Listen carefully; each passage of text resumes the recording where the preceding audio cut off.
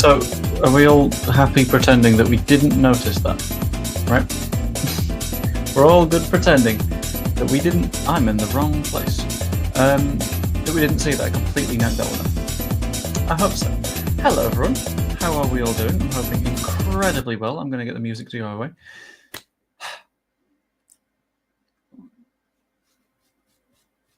I've got a little bit of food on me. Anyway, hello. How are we all doing? I'm hoping incredibly well after Leeds United have played against QPR. Now, a couple of very, very quick early notes on this stream. Note number one. I know I'm tired. I know I look tired. The first person to say, Joe, you look tired, is at significant risk of a ban, because I'm aware. I was working from 4 till like 9 a.m. this morning. Tonight I'm working from 1:30 in the morning till like 9 a.m. and then I've got another work shift the next day, which is good, which means that my sleep pattern is all out of whack, which means that I am therefore looking absolutely shattered, but that's fine. In addition to that, I am fully aware that we drew, and I will be going through the various thoughts and feelings that I had throughout that match. And I think there's quite a lot to say on it. The first of which is the fact that that entire match, there was a player that I was sort of keeping an eye on and looking at and being like, you know what, you've impressed me with the way that you've sort of changed up what you've been doing in recent weeks. Let's give it a watch. That person was Joel Piroe. And I've got to be completely honest with you. I wasn't super happy with Joel Piroe in that match. Now, he wasn't the biggest of issues. That's fine. That's understandable. But if there's one thing that we know that Piroe does, it's the hanging around on the edge of the box stuff, rather than the making a run and getting on the end of a cross stuff. And that would normally be all fine and dandy and well. But the number of incredible balls that Dan James just fired in the opening minutes before we conceded were fantastic. And the number of balls, even after we conceded, that we were like, cool, someone is going to make the run into the box, someone will get on the end of it, we've got someone playing in the 9. And we just kept doing that time and time and time and time and time again. And we ended up being in a weird spot where we were creating a lot of opportunities to have shots. We were creating chances to create chances, if that makes sense. But we just didn't have that final player in that final position to finish things off. And I think it was Evie that I was chatting to during the match. And I'm going to have a look and see specifically what I said. And in response, she said, shush, don't let those words come out of your mouth. But I kind of want to know what everyone else's opinion is on this. I said, I know I use it as a meme fairly often, and I mean it unseriously sometimes, but I kind of think we're missing a Pat. Because a lot of the problem with that match for me was the fact that we were just not there for that final cross. And yeah, I completely agree. The number of times where Pat would get on the end of a cross and he'd fire it wide was ridiculous. That wasn't good. Very obviously, that wasn't good. But he was on the end of it, whereas we're currently not on the end of it, which is infuriating, a little bit annoying. So we were in the sort of spot where we were just consistently like putting in opportunities, but they weren't getting finished. And that's why I've got a little bit of an irritation with Joel Piroe at the minute, because my God, we could have absolutely battered QPR if he had that extra yard of pace. And I know that's not the player that we've got, but for me, it's the player that we need to sign in the summer. We need someone that has the good finishing, like Joel Piroe, but has the legs to get into those dangerous positions. Because right now, we've not got that, because Pat is consistently injured. Mateo isn't quite experienced enough to know how to do that and be consistent and good. And Piroe does not have the legs aspect. And that's a pain. And I've just realized that I'm fairly happy with the result. I'm going to be completely straight with you here. I'm completely fine with a 2-2 draw there. As everyone keeps on saying, win your home matches, draw your away matches, you'll be fine. Problem is, the first half, where we made a bunch of silly mistakes and let them in and conceded 2 stupid goals, and we put ourselves on the back foot, because we did end up with the draw. But I promise you, every single person that is a Leeds United fan, that was a Leeds United fan last season, was looking at that match and thinking, I've seen this script. I know this script. I know exactly the direction we're going in. Because we conceded that first goal, and it was a stupid goal to concede. And my first thought was, oh, fuck. And then there was the second one, to which, guess what my response was? Oh, fuck. Because very, very serious danger. And it was problems that we caused for ourselves. I'm going to pop through the comments in a minute. But specifically from Blaze Drain. Our ability... Our ability to concede silly goals and have a good defensive record is impressive. Yeah, it's because the non-silly goals we don't concede. But the problems that we bump into are when we switch off. And that happens time and time and time again. And it's those momentary switches off that have meant that Meslier has had many a mistake, which has meant that up towards the other end of the pitch, Aronson's finishing hasn't been fantastic, which has meant that moves break down partway through. And it's those little lapses in concentration that keep on occurring. And when we're switched on, when we're expecting stuff, it's fantastic. But the 2 issues we got were immediately after we'd turned over possession, which is the ball that Aronson gave away, and from what we thought would be a long throw-in that didn't turn out to be a long throw-in. And it's 2 cases in which we just switched off and it didn't work, which kind of sucks. I'd say 1 in 4 is more than a sign up. Right, okay. This needs addressing, right? Okay. The way that you judge whether or not a team is doing well is you look at a league table. Everyone understands this, because I promise you, if we come 3rd place with 97 points or something stupid like that, everyone is going to go, yeah, but we didn't get promoted though, did we? And it's the table that matters. If it's the table that matters, look at the table right now and tell me where we're at. You're saying Farke's refusal to use his whole squad. You can say that, and fair enough, you're allowed your critiques. But in this specific match, he was using more of his squad. And looking back over recent weeks, we were unbeaten in 17. At what point in there do you go, yeah, you know what, I'm going to change a winning side? Because that's kind of madness. That's a very, very silly move that leaves you open to making mistakes. And you don't want to actively make an error rather than inactively stumble into one, because in that case, it feels worse. Let's be honest with ourselves here. And I think I agree with Emmett, who says it's a good result after last season's results. Because, and this is why I think we will go up this season. You look at what happened last season, and you compare it to what happened this season. What happened last season was we went 2-0 down, went, oh shit, what do we do now? And we gave it to Somerville time and time and time and time and time again. We gave it to Rutter time and time and time and time and time again. And we stumbled. And we panicked. And in this match, we didn't panic. In this match, we had a very well thought through substitution of bringing on Nonto, which I genuinely, very clever move, because it sort of changed the dynamic. When that happened, I wasn't sure, like, is Piru dropping into the 10? Is Nonto in the 9? Turns out they were both doing the sort of quasi 9-10 thing where they'd sort of interchange a bit, which I quite liked. That sort of free floating role is always good. And that's the change. The fact that we had the mentality to go, we've been here before, let's not be here again. We scored 2 goals and we were in the best possible situation by the end of it. I don't know if it is especially terrible. Because at home, Portsmouth also took points off Sheffield United, also took points off Burnley. They're a very good side at home. And whilst, yeah, it would have been really nice to win, and I'll be honest, looking back, I think we were beaten by the fact that Dan James got fucking walloped, and for some reason a penalty wasn't given.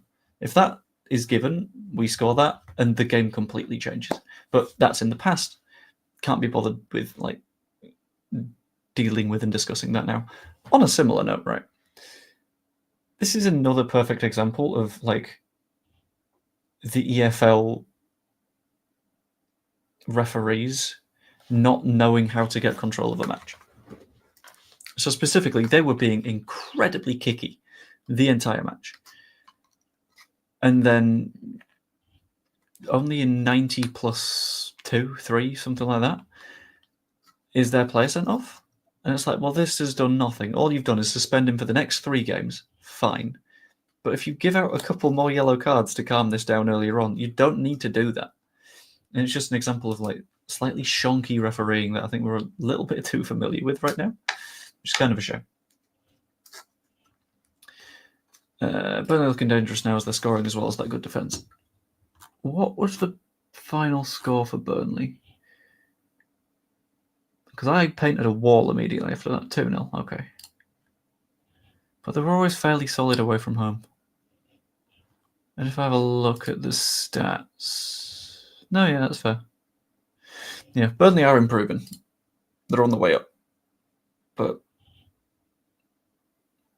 they've still got issues with them. I am, by the way, absolutely livid that Egan Riley is not suspended, because very, very clearly not ideal in terms of what he did suplexing someone, but that's okay. Because the EFL are just like, oh, it's okay. I'm not too bothered about that. You should be. Whatever. The problem is, if Leeds win their home matches and draw away, Burnley and Sheffield United are capable of putting winning runs together. Yeah, but so are we. Like, I'm not saying that we will just win at home and draw away.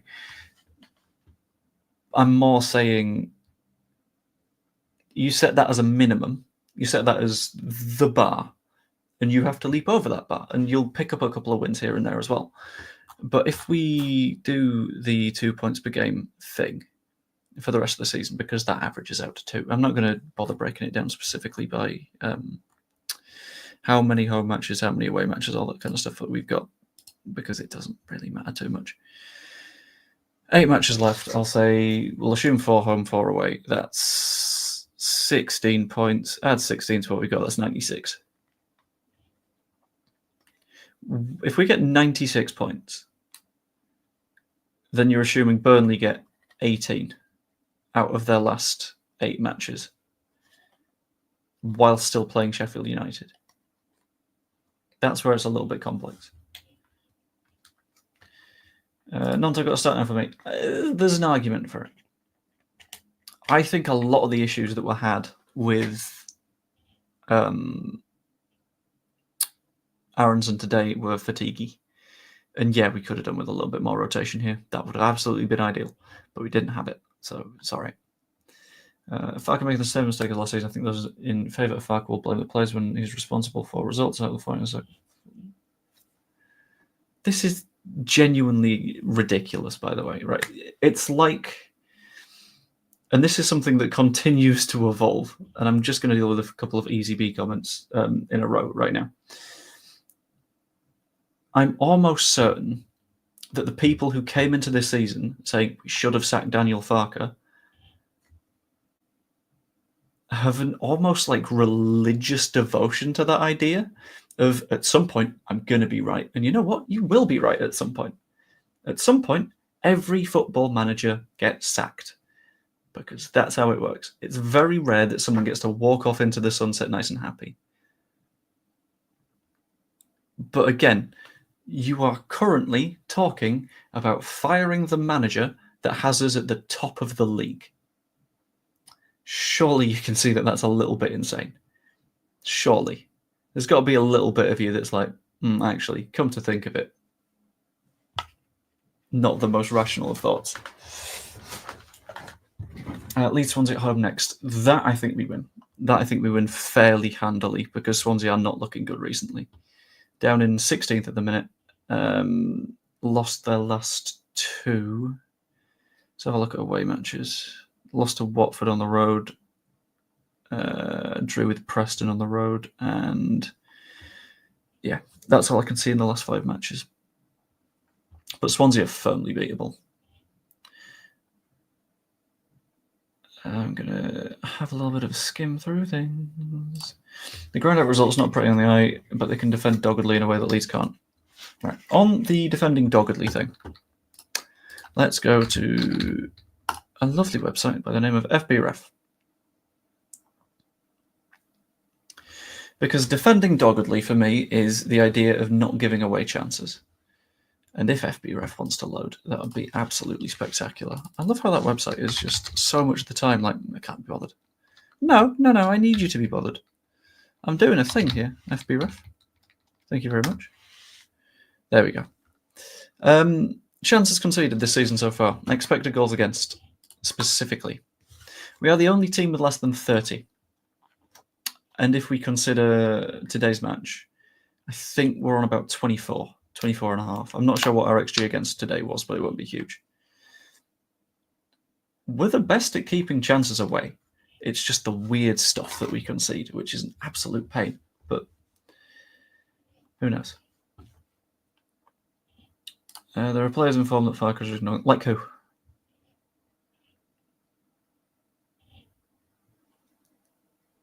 Who is hugely in form on the bench that you desperately needed to replace people? Because you're saying we're not using them, so they're not in form. Because you can't be in form if you're not playing. So you've talked yourself into a bit of a circle there, and between us and Daniel Farke, I know who sees them more in training. It ain't us. At 14-11, I posted Bamford would have had 3 tap and stick. When you saw what I saw, I know the thing is, it's his positioning, and everyone will be like, Bamford's done. Yeah, he's not got the same pace as he's had before. What he does still have is the same football brain. And the football brain, great. Wonderful. It works. It's just getting that last bit to click would have been nice to have. But I don't know. I've missed many comment. Let's hope the international break, our players come back injury-free and focus. Burnley and Sheffield United have to play each other, so maybe one or both teams will drop points. Leeds points-wise must be ahead. I think we will be. I'm going to open tabs for all of the top 3 right now. Just have a look at who needs to face who. And I'll be honest, it's not an easy run for Burnley. Bristol have been doing all right. Coventry have been on incredible form. Norwich are always a little bit of a potential landmine. Watford, reasonable. Then Sheffield United 3 matches before the end of the season. QPR and Millwall. That's a lot of tough games. And having a look at Sheffield United, we've got Sheffield Wednesday tomorrow, which is going to be a very, very interesting match. I'm really looking forward to that one. I don't know if I'll be able to watch it because I finish work at like 8 a.m. Having done like a 7-hour shift, I think I'll want to be asleep. Then Coventry, again, not easy. Oxford, sure, that should be a cakewalk. Then Millwall, again, we know is difficult. Plymouth, Cardiff, they should absolutely piss that. Burnley, difficult match. Stoke and Blackburn. At the very least, these 2 sides are going to be taking points off each other, and I think there are plenty of good enough opponents to take points off them further.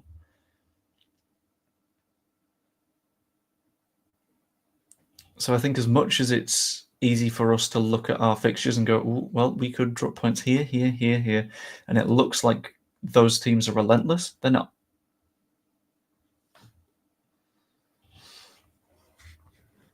Yeah, they're a decent side. But they've dropped points in stupid situations in the same way that we have. For example, both of those teams drew in the week. To West Brom, to Bristol. Hull were beaten 3-0 by Sheffield United. Not Hull. Sheffield United were beaten 3-0 by Hull, as another example. Like, weird results happen.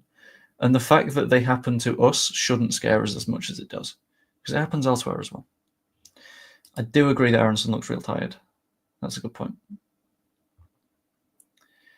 Why does he seem to love these near post corners? Never really worked. He's obsessed with them. Didn't we score from one in either the Sheffield United or Sunderland match? I can't remember, so that's a guess. But I get the idea of them. Because I'm going to do the goalkeeping perspective thing again. What you don't want to have to deal with is a near post corner, because you can't get out to those. And if you do, you've left your entire net exposed.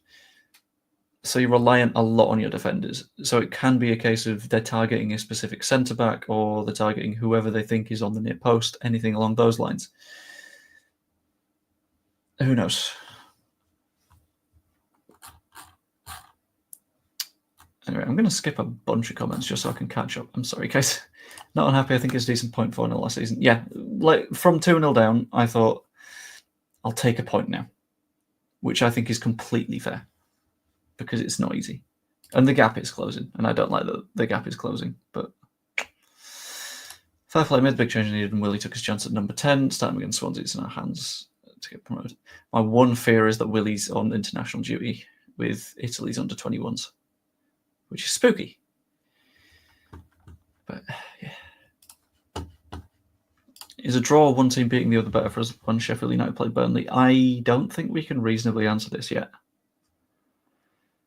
because we can't know. The only time that we know this is when we hit the final 4 games of the season, when we know which team we need to drop points to guarantee top 2. Hell, at that point, it might guarantee us winning the league. I don't know. But that's the bit that matters to me. Not really made the mistakes defensively before, so we're all human, can forgive him. Second, Solomon has 2 man. I assume Rodden's trying to hold the line. He's generally been good, so can easily forgive him. Yeah, we made some daft mistakes. What's the point of this live stream, Joe? The point of the live stream is to have the conversation. If we can't comment on teams because manager sees the players in training, that's not what I said, though. You can have the conversation and say that like a certain player's profile is better suited. What I said specifically was, I think to say that we need to play Ramazani or Nonto because they're in form is a bit of a flawed point of conversation when you're saying they don't play at all, and that's a problem. If you're simultaneously saying they don't play at all, but also they're in form, so we need to play them, that doesn't mesh. So it's not me saying like we can't comment on that at all. It's you're saying they're in good form, but you're also saying that they don't play enough to have good form. So it's a paradox. That was all. Aronson has a 2-week break now. He does, which is hopefully going to be very, very useful, because I feel like it was tiredness that's done him in a little bit. And this is the thing as well. It is still in our hands. We still have control over what's going on. I just hope that we manage to execute on it more effectively this time.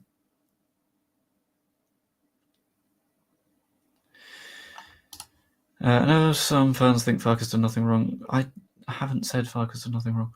But we're in third. The conversation will be, hasn't Farke done well? That won't be the conversation, though. The conversation will be, shit, we let it slip again. And it absolutely will be. And I know this because I am one of the people that is like, Daniel Farke has done a decent job, but if we do slip to third, that'll be on him. The issue that I've got at the minute is the people that are sort of jumping on it and saying he's not good enough now. So, like, whilst you can simultaneously make the argument that it's Daniel Farke's fault if we come third, you still need to be in the position where you're giving Daniel Farke some praise for being in first. Like, you can't have one without the other. If we're in third, absolutely, I'll say there's been management cock-ups. But if we win the league, you also have to say, all right, he's done a decent job.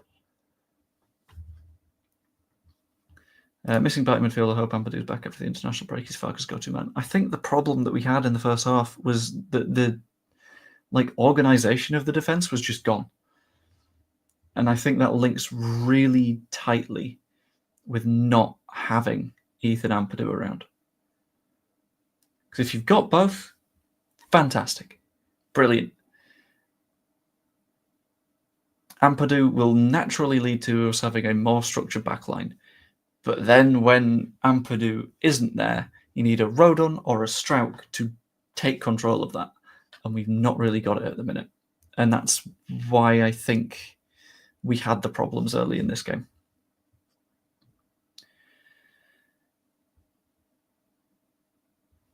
Oh, fuck. You may close your eyes and rely on chance, but I hope the 49ers think more like me. If the 49ers think more like you, then the 49ers are thinking we need to sack a manager who currently has us in first place. That is why I hope they are not thinking like you. Because if we are going to be a club that punishes getting the job done, would you like to show me a single manager that would want to run the team? Because if we go up this season and everyone's like, right, cool, that's that done, let's get rid of Farke.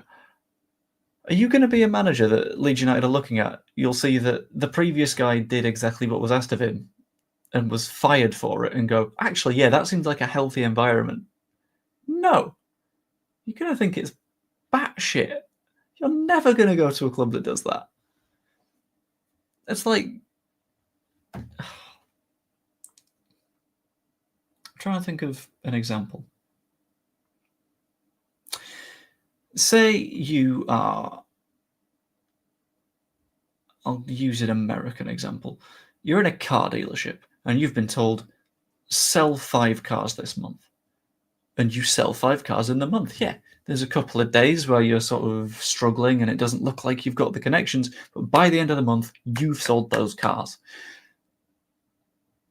And then your manager comes to you and says, sorry, mate, I'm not super convinced that you sold those cars in a convincing enough style. You're going to be pissed. And the next person to apply for the job is going to go, just to check, that last guy that you sacked, that's not happening to me, is it? It doesn't build up a decent culture at a club, and you sort of need that to be reasonably sustainable, I think. This isn't what I was expecting. Is custard conscious of the fact that it's custard and also that it's delicious?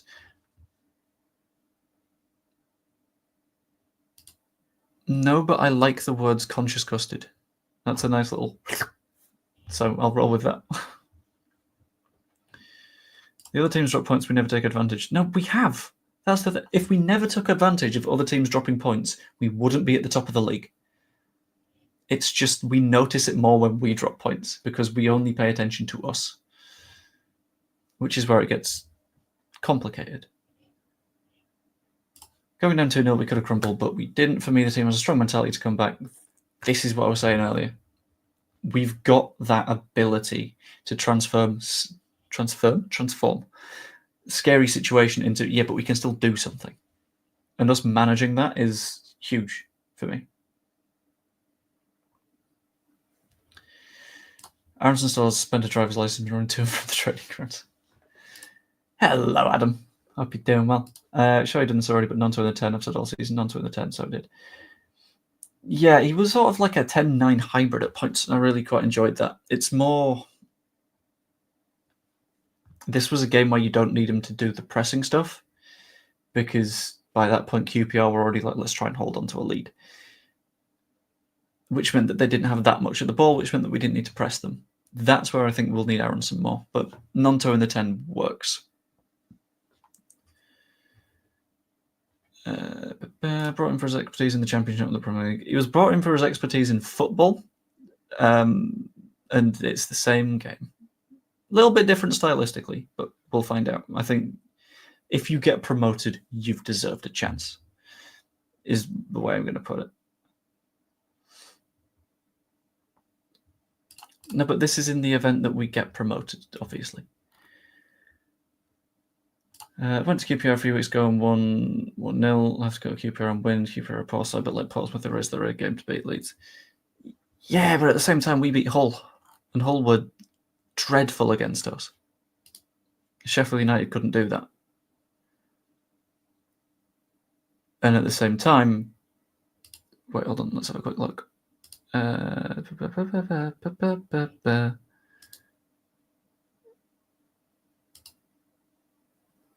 was the one I was looking for? I don't know. And then similarly, like Burnley lost to Sunderland earlier in the season. We got a point there. We should have won there. In terms of performances, we're there. Is there an argument if promoted to not give Farke the same upgrade as soon as we're promoted? I don't. There's an argument. I don't think it's a necessarily good argument. It's the same argument that Custard has consciousness. Like, yeah, maybe. But I wouldn't want to ask a bowl of custard. Can you tell that I'm running on 2 hours of sleep? Maybe.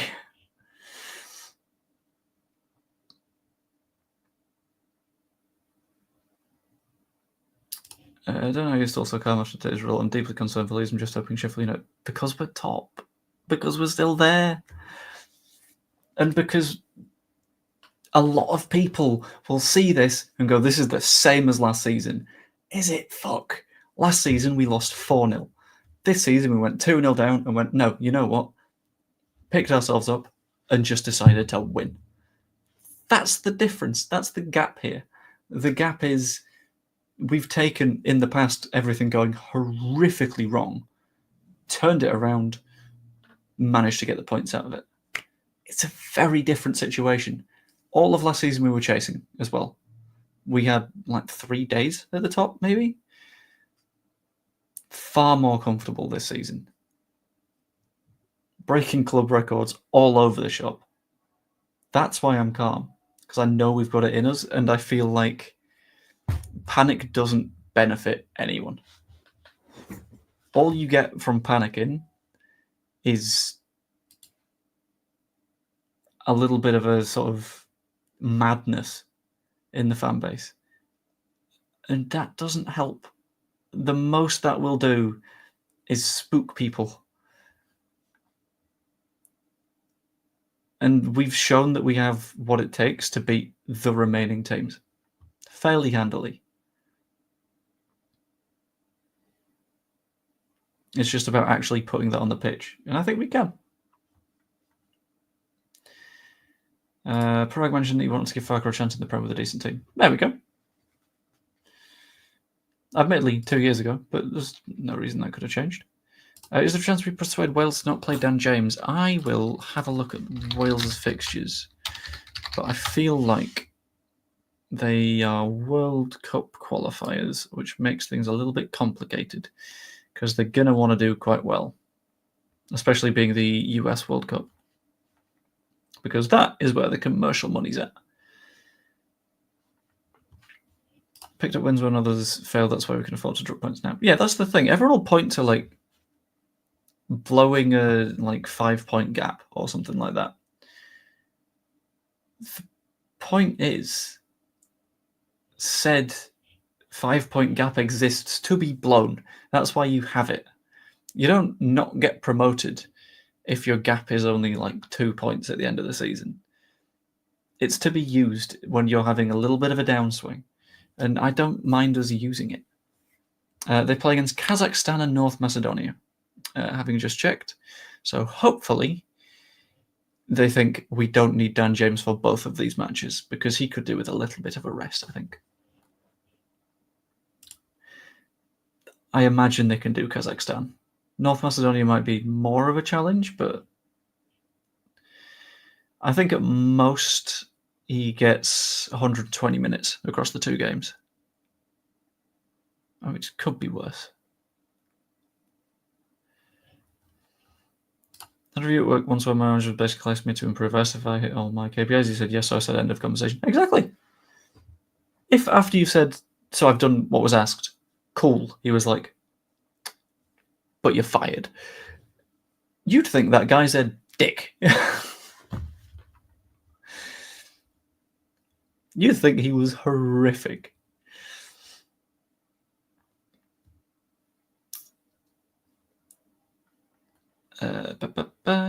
League second hardest is not the second hardest tier, the hardest second tier. Jesus. in the world to win promotion, the bottom team can beat any team in the league. Yeah, it's a chaotic football league, and it's worked well for us in the past, and it's worked against us in the past. But what matters is we're gonna get there. We will do. Exactly. Yeah, went 2-0 down last season. We lost 4-0. We've changed it. Whether I think it's a great result against QPR, I did lose my head at 2-0 to be fair at pure PTC. Yeah, same. Like I was in the sort of hold on, I will find what I said specifically. So I sent the the GIF of the dog that's like having Vietnam War flashbacks. I sent that to a few people, which was met with a swearing reaction by one person and a laughing reaction by another. Then the second one happened, and I was just, oh shit, we're doing it again. But it worked out. We pulled it back. And that's the thing. Things might look bad at points, but today alone, we've seen that even if things are looking bad, you can turn those around. So it's okay. If your Klopp available and some of your associates have him under contract, would you not let your associates take full control of the club to bring in Klopp? I would. Yeah, but Klopp is also a person with free will. If he doesn't want to manage Leeds, which I'll be honest, he probably doesn't. Like, he said himself that having managed Liverpool, he was fucking exhausted by the end of his stint there, and it was absolute hell for him. I don't think he wants to do managing a football club again. So in theory, yeah, that would be great. But in practice, you kind of need Klopp to want to do it. I don't think we could. I would vary depending on opponent, depending on if we need pressy or if we need creative passy.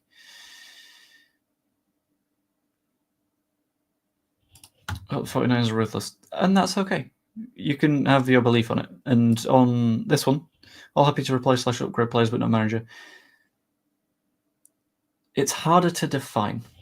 So you can define the way that a footballer is playing by things like pass accuracy, shot power, sprint speed, all kinds of straight metrics. You don't have those for a manager. That is all relative when it comes to a manager. So that's where the sort of question comes in of, okay, so this is more qualitative than quantitative. Let's see how the qualities translate. And to be completely clear on this, I fully agree with what everyone was saying earlier in the season with give him 8 to 10 matches, see what happens. Because by that point, you'll know, okay, has this translated? Has this not translated? We'll make a decision. But I think to bin him like that is unnecessary, to be honest. I think he's in the Wales squad. Oh no, it would be such a shame if he tweaked his hamstring in that last match. We started Ramazani and Nonto today. Solomon and Dan needed a rest. Yeah. I don't know. Is Solomon will be on international duty, won't he?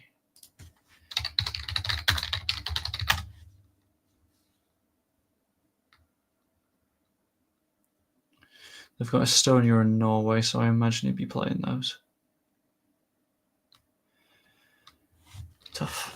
Team's a better team than last season. Everyone playing for each other for the shirt. There's togetherness, willingness to keep on going. We only lost 4 matches. Yeah. And there's a fun stat of we've not lost in a match where we've conceded more than 1 goal this season, which is kind of an achievement. Like, if you concede 2, you're almost guaranteed to get a point. Wonderful. Because that just says that the open games just lead in our favour sometimes.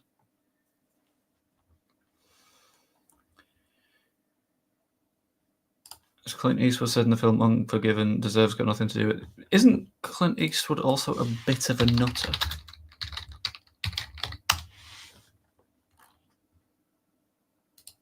I'm sure there was something highly iffy about Clint Eastwood. But also, at the same time, let's think of counter quotes. There's probably fucking thousands of counter quotes.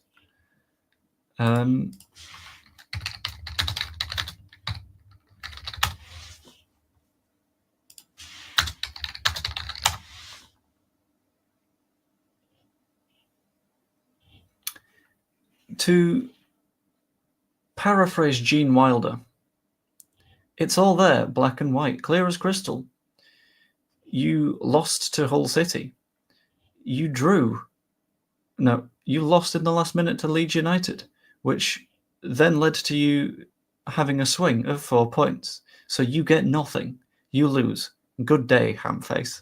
We can all find quotes for things. It doesn't mean it's relevant. I got something in my eye. Ow. No team played off the park. It's usually a mistake by us or the bloody officials. Yeah, it's the momentary lapses of concentration for me. What did some of our fans say? Farke all he's doing is get us 90 points and top of the year after with 8 to go. Oh, you can't say that because then people will shout the words 90-point trophy at you as if it's like an own or something. When in reality, it's sort of like, okay, so you recognise that you did well in an anomalous season. Glad we agree.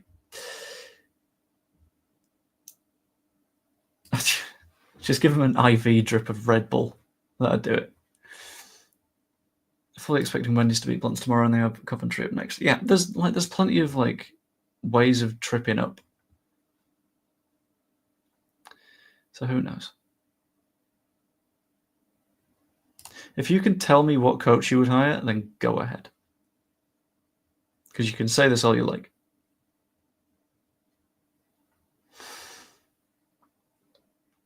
Hoping our players on international duty come back injury-free. I think they will. We should be okay. Nipping off to meet my girlfriend for her birthday. Have fun, but not too much. At this point, with a result but draw for 1 point is better than nothing. Yeah, it's the coming back into it is why I feel a little bit optimistic, because it shows that it's not a case of just collapsing if things go wrong. We're not doing that anymore, which is nice. A terrible warm-down incident involving DJ Solomon rode on an hour, which ruled them out for about 2 weeks. Yeah, I mean, it's a weird coincidence that happened to all of them at once. But it must be an issue with the physio or something.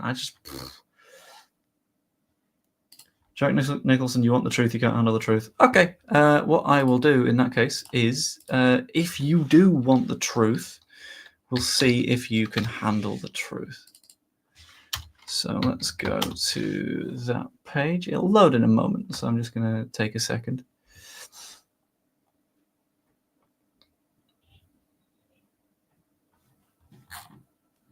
Where are we? Record by manager.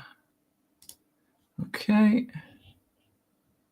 Oh, you're a wizard, Harry. Robbie Coltrane. Yeah, I know. I mean, everything that's said in a film has to be true, right? Wasn't you want the truth, you can't handle the truth? Said by a villain as well. That's not something to be, backing, I guess. Anyway, this will load in the end. It's just not decided to quite yet, which is really annoying because I kind of want my numbers. Oh, bastard. Anyway, when it'll load. But in terms of goals scored per game, goals conceded per game, clean sheet percentage, win percentage, there it is. Yeah, goals conceded per game. Let's have a look. Of all of our permanent managers, Daniel Farke is the best of them. Goals scored per game of the permanent managers, the best of them. Oh, level with Dick Ray, which is quite nice. Very strong clean sheet percentage. Win percentage of 57.9 is... yeah, that is also up there with the best. So, I mean, we can say all we like, that it's the truth, that whatever our opinion is whatever. That's not necessarily the case. If it's not backed up by reality,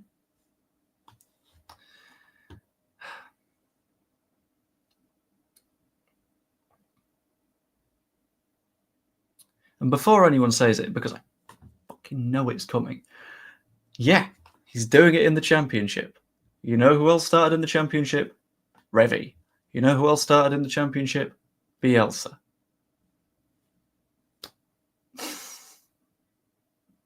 It's almost like you can only play against what's on the pitch against you. Because trust me, he wants to be playing against Premier League sides. In my opinion, it's a sign of trouble. We need to be ruthless from here on out. I think this will be a warning shot, which is what we need. Enough of a warning shot to say, okay, we stay switched on. It's 8 matches, and then we get it done, which is what we need. But who knows?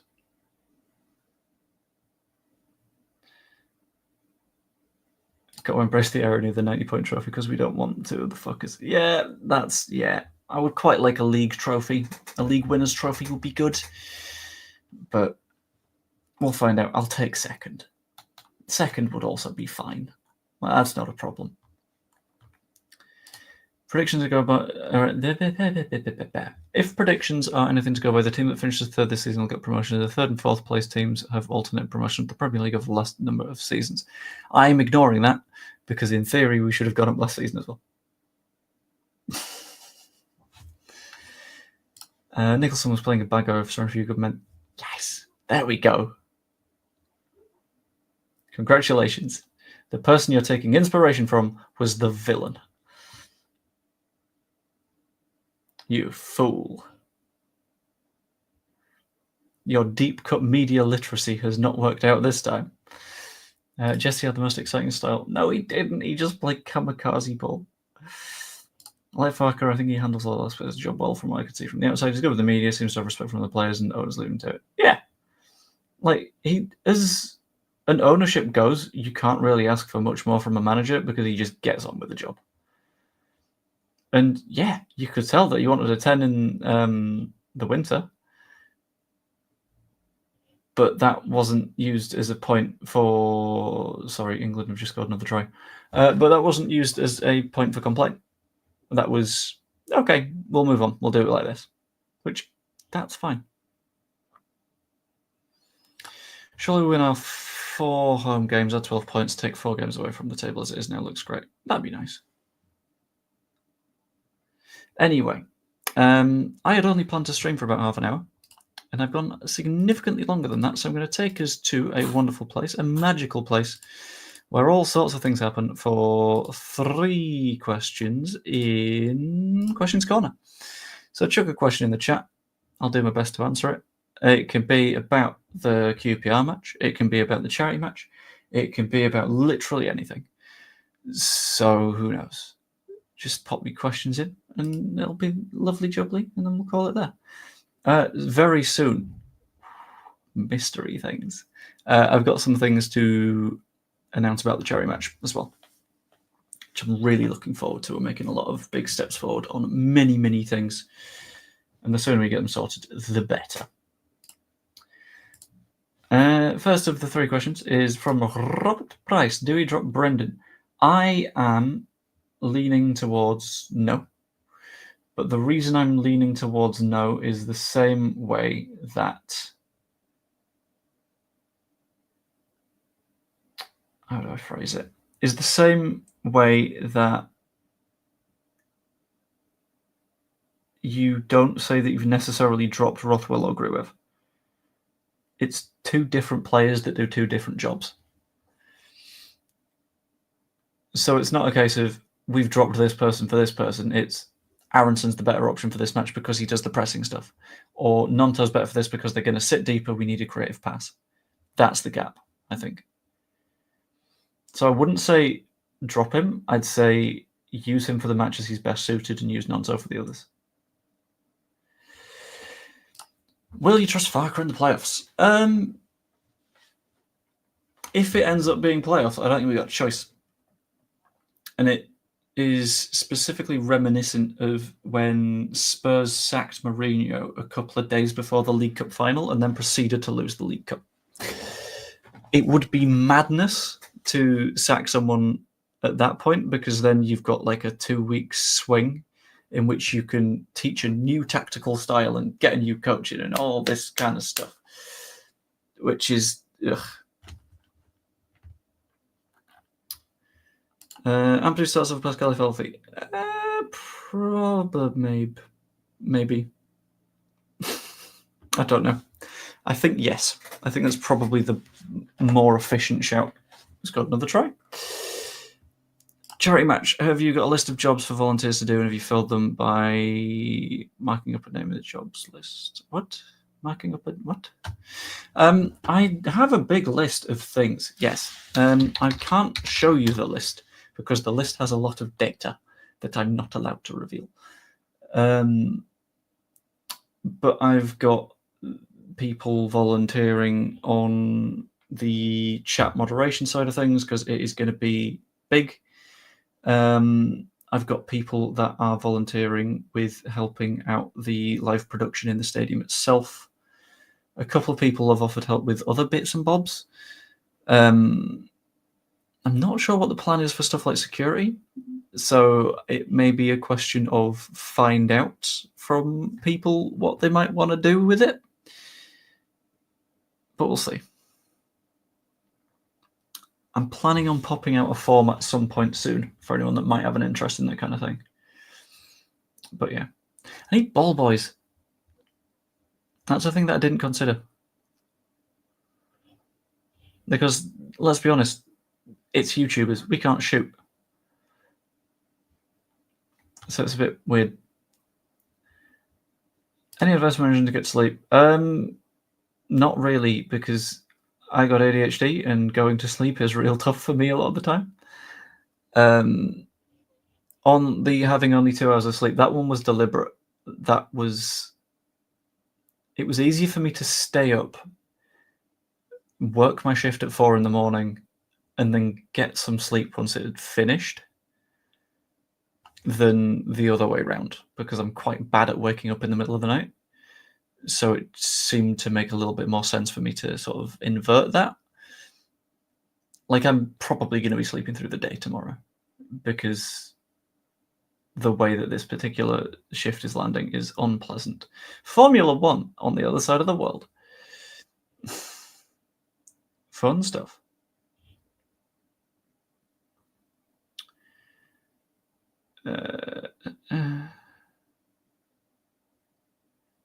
Do you need a streaker? I think we're all right for a streaker, as far as I'm aware. I've heard Danny from NALP might go for it, but no. If there's a lot of players with some egos won't want charity minutes or safe protocols, I don't know what you mean. Will Stadium provide security and admission stuff? I don't know. I don't think so. But we'll have to find out. And I am intending to get to 3 home matches before the end of the season. That's the goal. And potentially vlogging them. And if there's any in the city celebrity bits, then also vlogging those, because you might as well. JT can work security. JT will be on the pitch, so I imagine that would be quite the task. But anyway, cheerleaders, absolutely. Anyway, I'm going to end the stream now. But again, hope you enjoyed. If you did, pop a like on it, as always. That's always fantastically appreciated. Subscribe if you're not yet. Helps to push the channel along, or become a channel member, or do super chats and things if you want, because those help push things in the right direction, and all of my channel's revenue is going to be heading over to supporting the charity match until the charity match happens now. So that'd be nice. But yeah, hope you enjoyed, and I will see you later. Toodaloo.